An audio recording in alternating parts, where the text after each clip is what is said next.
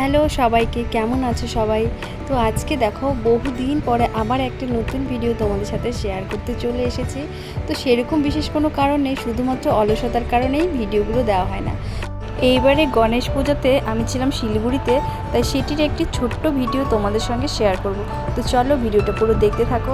তো দেখো আমরা বেরিয়ে পড়েছি, আর বেরিয়ে মনে হচ্ছে না যে এটা গণেশ পূজা নাকি দুর্গা পূজা।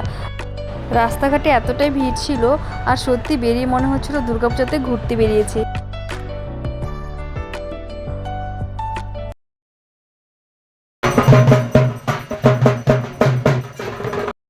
এই ঢাকের আওয়াজটা স্পেশালি আরও ফিল করাচ্ছে যে দুর্গাপূজা সত্যি আর বেশি দিন নেই।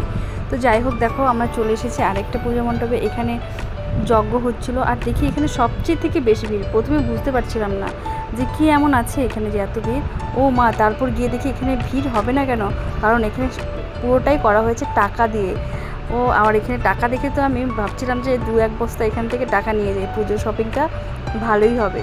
তো পরে দেখছি এগুলো তো নকল টাকা, এই টাকা নিয়ে বা কী হবে। থাক বাবা, লোকের টাকার দিকে নজর দিতে নেই। তো যাই হোক, এখন বেরিয়ে আমরা একটা লাইনে দাঁড়িয়ে পড়েছি, সামনে প্রসাদ দেওয়া হচ্ছিলো। তো দেখো, এই তো প্রসাদ একদম অমৃত লেগেছিল। সেখান থেকে বেরিয়ে আমরা আরেকটা পূজা মণ্ডপে চলে গেছিলাম।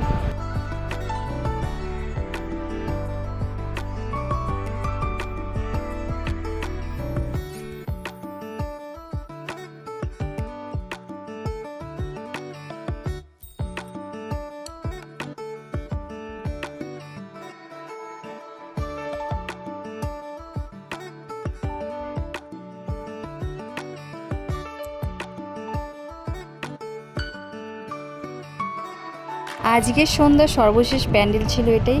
তো এখানে এসে একটু দাঁড়িয়ে পড়লাম ফটো তোলার জন্য। পরে দেখি সব ভিডিও করে দিয়েছে আমাকে। তারপর আমার ফেভারিট মোমো খেয়ে চলে এলাম বাড়িতে। ভিডিওটা আজকে এ পর্যন্তই। কেমন লাগলো অবশ্যই জানিও। দেখা হবে অন্য একটা নতুন ভিডিওতে। ততক্ষণ সবাই ভালো থেকো, সুস্থ থেকো, টাটা।